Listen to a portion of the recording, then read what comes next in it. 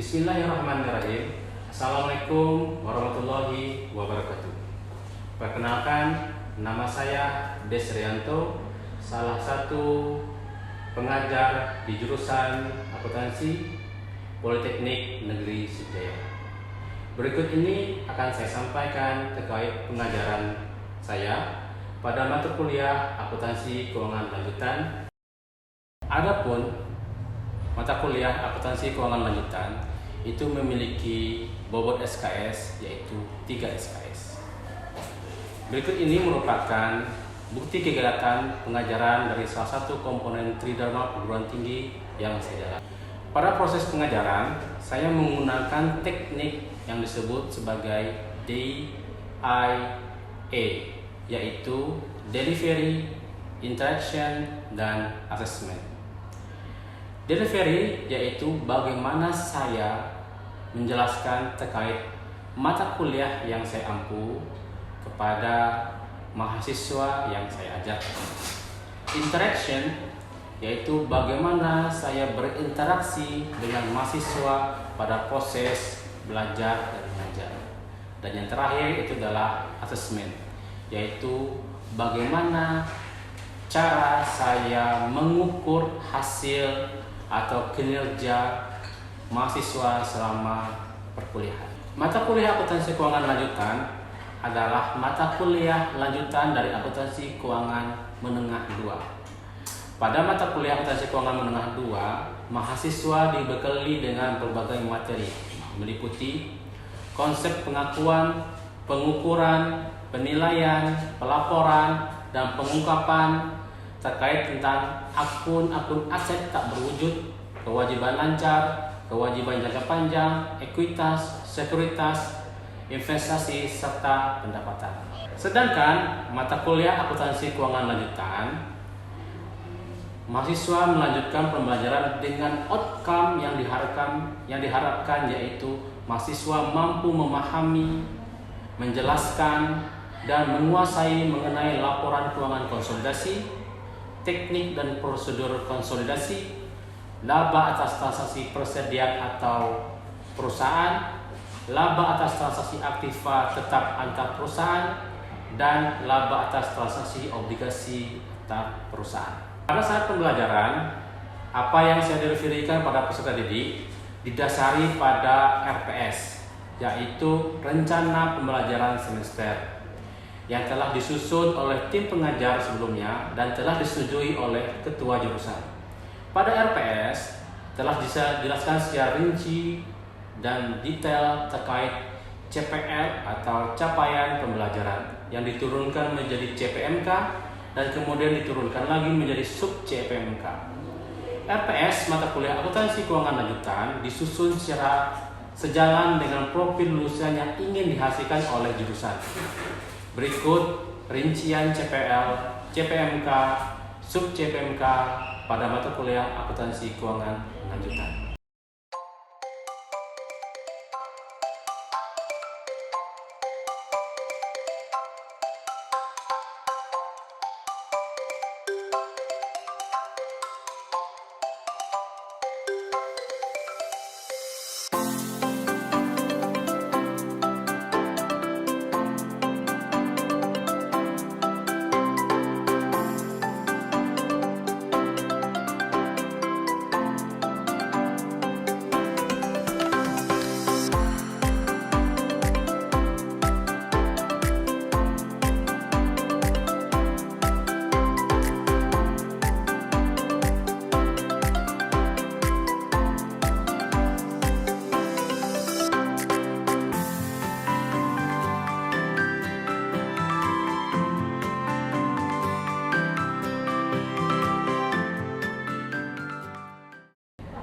Untuk mencapai luaran yang diharapkan pada mata kuliah akuntansi keuangan lanjutan, maka proses pembelajaran dilakukan menjadi 18 pertemuan yang terbagi atas 6 kali pertemuan tatap muka dan 2 kali untuk pertemuan tes yang terdiri dari ujian tengah semester dan ujian akhir semester.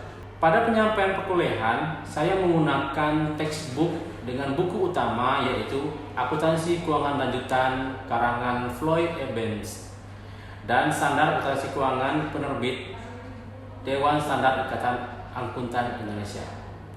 Adapun buku pendamping yaitu Advanced Financial Accounting karangan Baker dan Akuntansi Keuangan Lanjutan karangan Alan R. Trebin. Perkuliahan yang saya laksanakan pada setiap minggunya, saya mewajibkan dan mengharuskan kepada seluruh mahasiswa untuk melakukan resume materi sebelum perkuliahan dilaksanakan. Tujuan dilakukannya hal ini yaitu agar mahasiswa membaca, mempelajari terlebih dahulu materi yang akan diberikan di dalam kelas. Interaction atau interaksi yang saya lakukan dengan peserta didik berdasarkan pada student centered learning. Adapun prosesnya melalui kuliah interaktif dengan memberikan kesempatan seluas-luasnya kepada mahasiswa untuk bertanya terkait materi yang diajarkan, serta disisipkan pertanyaan-pertanyaan ke mahasiswa agar apa yang mereka pelajari dapat lebih dipahami serta merangsang pengetahuan mahasiswa terhadap materi yang dijelaskan. Selanjutnya, interaksi yaitu diberikannya kasus secara real untuk diselesaikan oleh mahasiswa. Dengan pemberian kasus ini diharapkan mahasiswa dapat berdiskusi untuk mencari solusi atas kasus-kasus yang diberikan. Selain itu, interaksi yang dilakukan tidak hanya dilakukan di dalam kelas, tapi juga dilakukan di luar kelas melalui grup WA dan e-learning yang disediakan oleh Politeknik Negeri Sriwijaya.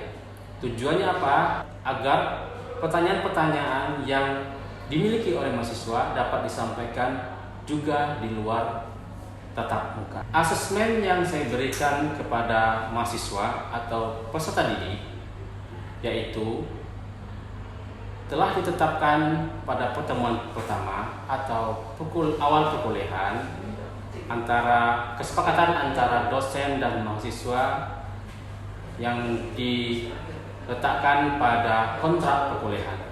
Kontrak perkuliahan ini adalah kesepakatan antara saya sebagai dosen pengampu mata kuliah ini dengan mahasiswa terkait tentang aturan di dalam perkuliahan.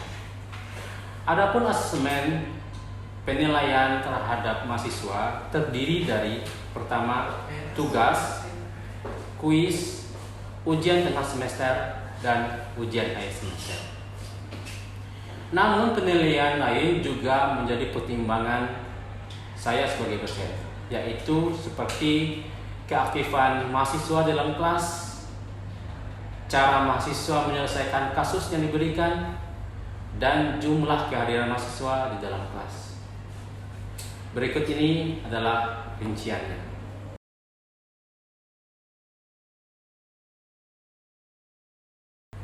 Demikian DAA dalam pembelajaran mata kuliah akuntansi keuangan lanjutan. Semoga apa yang saya berikan bermanfaat. Berikut ini saya bagikan video pembelajaran saya di dalam kelas.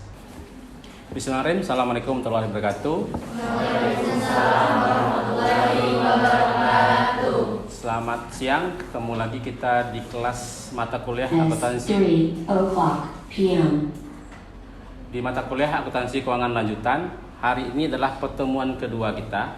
Minggu kemarin kita sudah pertemuan pertama sudah kita bahas tentang kontrak perkuliahan kita. Kita sudah bahas juga RPS, sudah juga aturan main perkuliahan kita ya.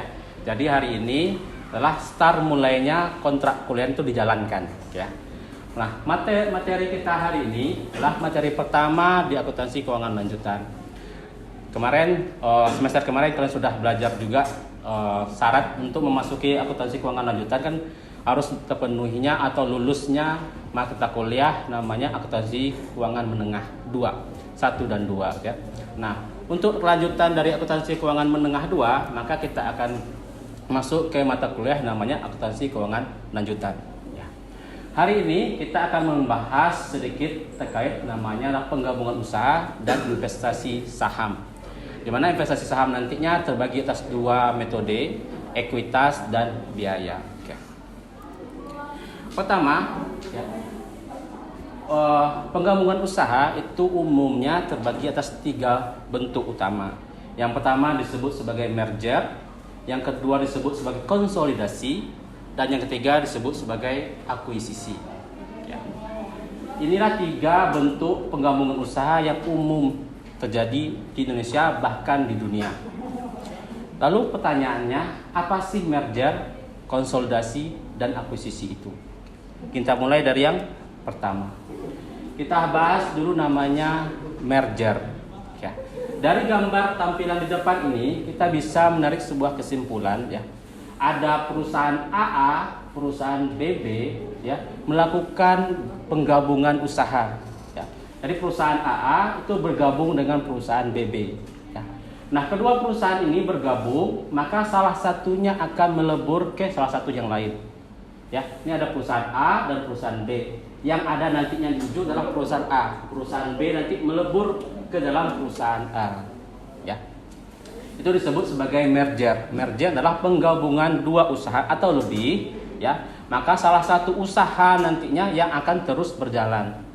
Usaha atau perusahaan-perusahaan lainnya nanti melebur atau bergabung ke dalam perusahaan yang ditetapkan akan berjalan terus. Ya. Ada perusahaan A, perusahaan B. Nah, yang akan terus berjalan adalah perusahaan A. Contohnya di sini adalah ada PT Toyota Astra Motor. Itu dulunya adalah penggabungan dari lebih dari 2 perusahaan. Yaitu adalah dari PT Multi Astra Tbk, PT Toyota Mobilindo, PT Toyota Astra Motor itu sendiri, dan yang terakhir PT Toyota Engine Indonesia. Keempat perusahaan ini bersepakat, ya, menggabungkan usaha mereka.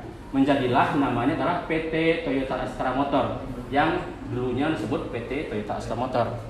Ya, jadi ada 4 perusahaan menjadi satu, namanya juga satu yang akan terus berlanjut. Jadi 3 perusahaan lainnya itu tidak ada lagi usahanya atau melebur ke dalam namanya PT Toyota Astra Motor. Ya. Jadi yang kita tahu sekarang ini adalah PT Toyota Astra Motor itu terdiri dari 4 perusahaan sebelumnya. Nah, dari 4 perusahaan ini digabungnya keempat-empatnya jadilah satu yang terus berjalan yang disebut sebagai PT Toyota Astra Motor Tbk. Ya.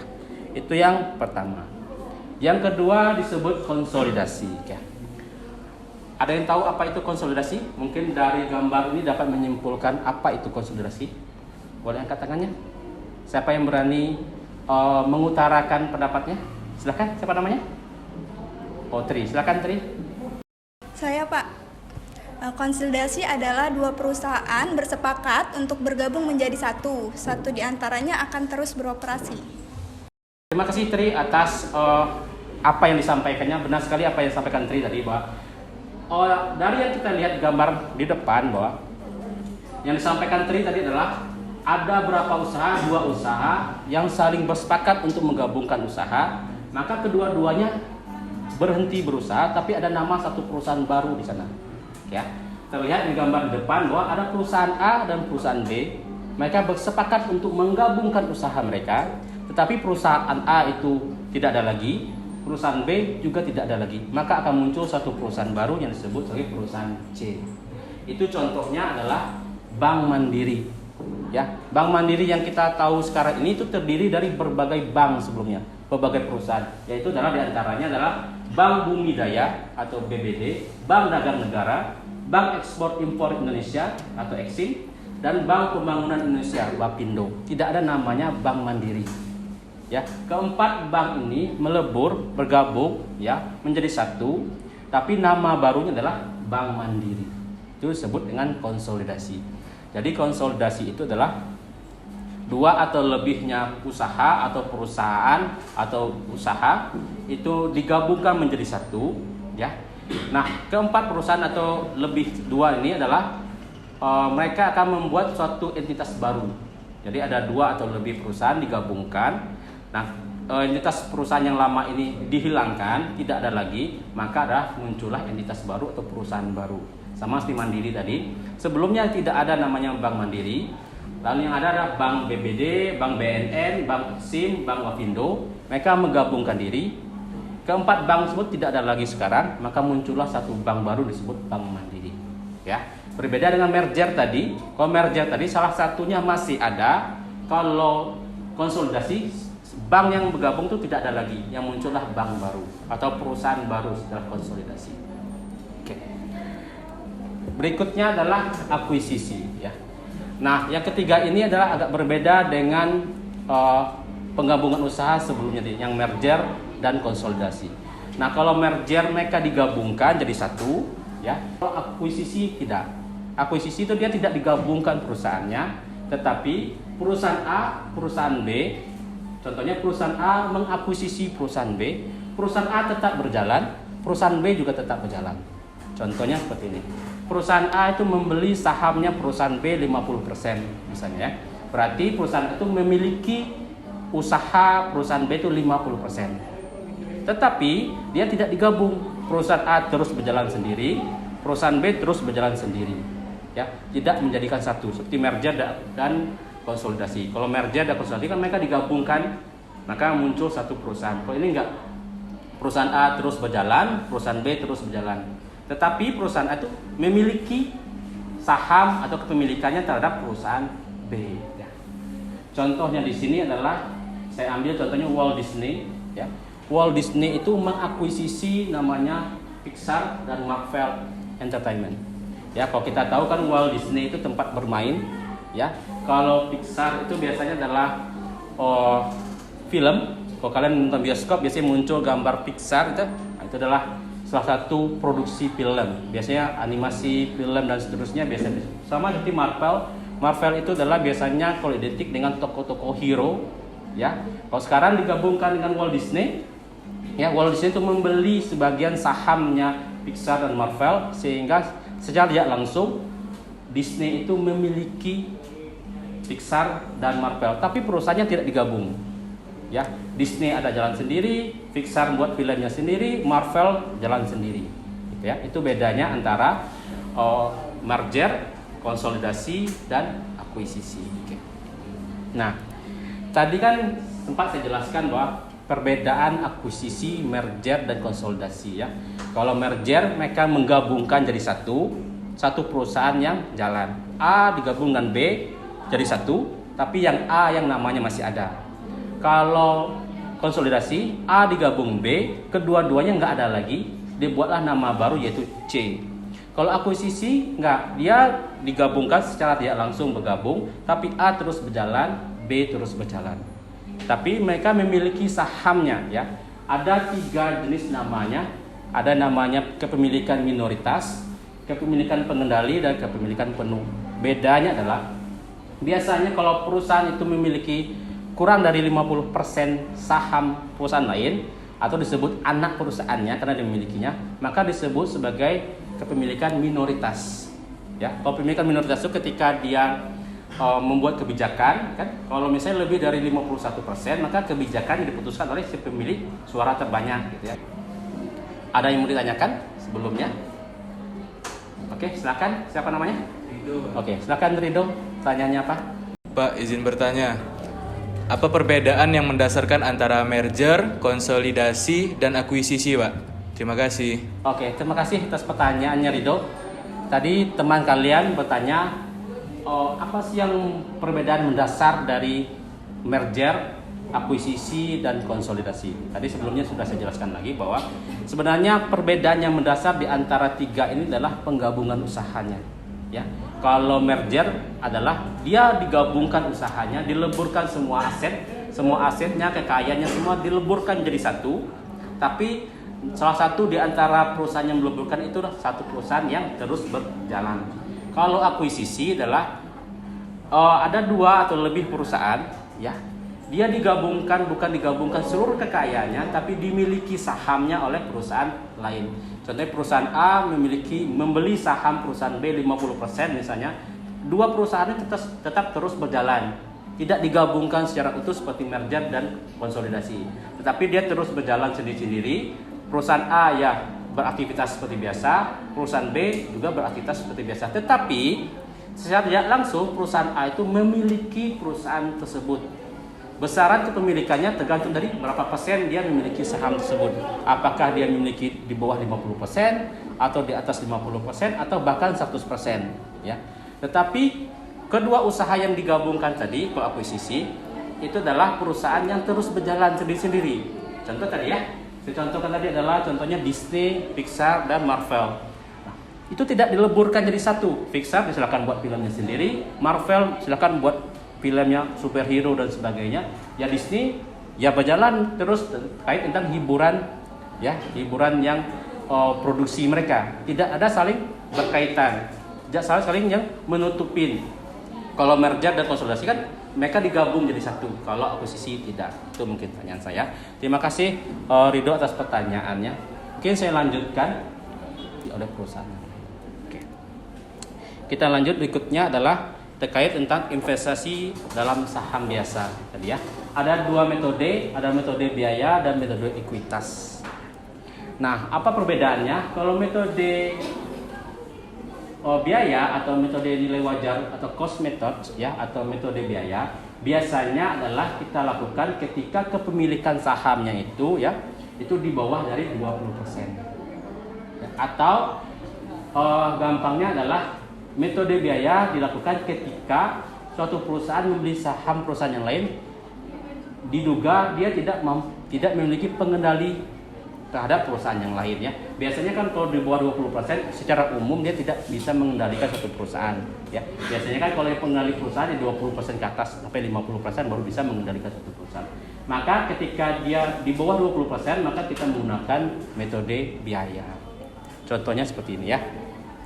Contohnya misalnya PT Bumi membeli 10% saham biasa PT Langit seharga 100 juta, berarti 10% ya, 10% berarti 0 sampai 20% berarti menggunakan metode biaya. Tetapi tidak mempunyai pengaruh signifikan, ini catatannya. Kalau misalnya dia 20% tapi memiliki pengaruh signifikan bisa menggunakan metode ekuitas. Ya, kalau dia tidak memiliki pengaruh signifikan di bawah 20% berarti menggunakan biaya.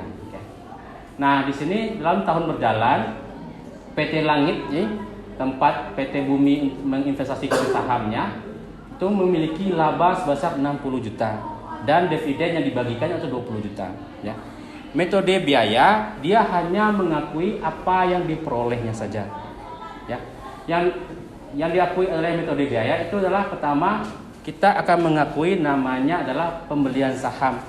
Tadi kita beli saham sebesar 100 juta, berarti pertama kita akui dulu pembeliannya. Jurnal adalah investasi pada saham Langit pada kas yang dikeluarkan oleh perusahaan Bumi ya. Jadi kas dikeluarkan 100 juta. Jadi kita terima investasi pada perusahaan yang kita investasikan 10% tadi. Itu pertama. Yang kedua adalah mencatat pendapatan dividen. Ya, tadi kan dikatakan bahwa kita memiliki 10% dan dividen yang dibagikan 20 juta. Berarti 20 juta dari 10% adalah 2 juta. Itulah yang diterima oleh perusahaan Bumi ya. Bumi yang menginvestasikan saham kepada perusahaan Langit. Berarti dia peroleh 2 juta dan dividen yang pendapatan dividennya 2 juta. Oke. Laporannya seperti ini ya. Maka kita kalau metode biaya hanya mengakui biaya investasinya aja.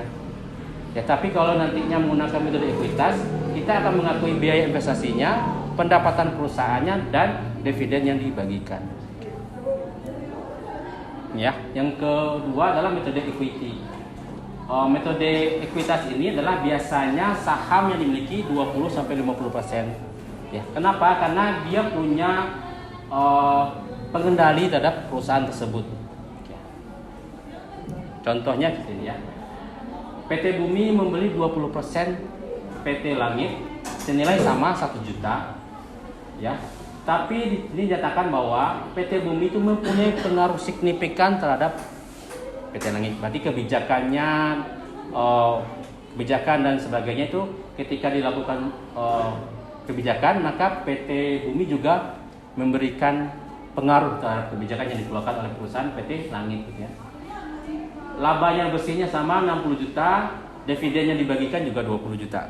Ya, mana pelakukannya adalah berbeda dengan metode biaya tadi. Metode ekuitas kita mengakui pertama investasi pada saham biasa PT Langit 1 juta, pada kas yang kita keluarkan 1 juta. Yang kedua kita mencatat investasi, pendapatan investasi.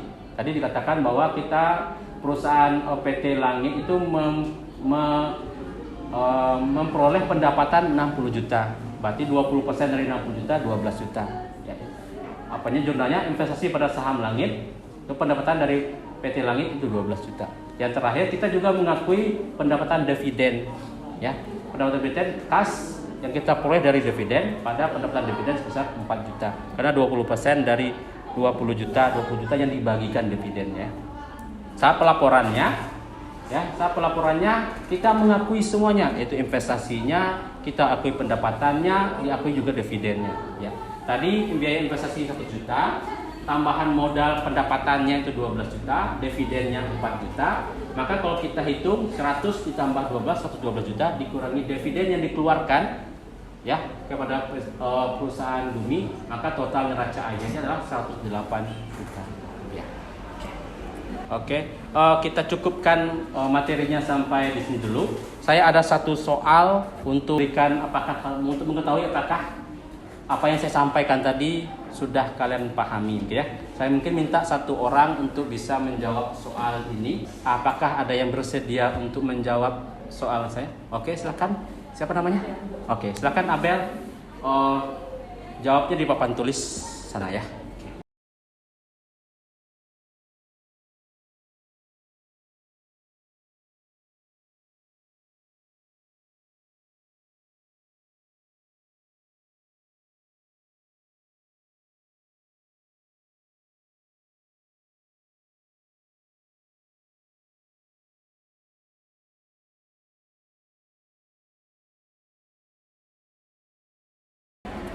Demikian, ada yang mau ditanyakan? Oke, tidak ada. Kalau tidak ada, mungkin kita buat kelompok kecil, ya, kelompok kecil untuk membahas terkait sebuah akuisisi perusahaan. Nanti saya kasih temanya. Silakan duduk posisinya satu kelompok, mungkin ada 4 orang, ya. Nanti temanya itu terkait tadi saya juga menyebutkan bahwa Google itu mengakuisisi Android, ya.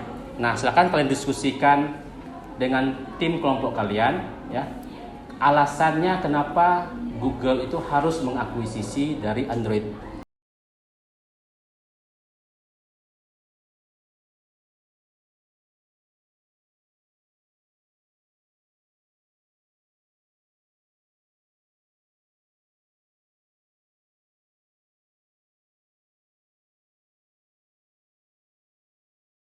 Ingin menyampaikan hasil diskusi kami mengenai apa tujuan utama Google mengakuisisi Android adalah yang pertama, untuk mendapatkan kendali atas perusahaan Android. Yang kedua, mendapatkan teknologi baru yang diberikan Android ke Google.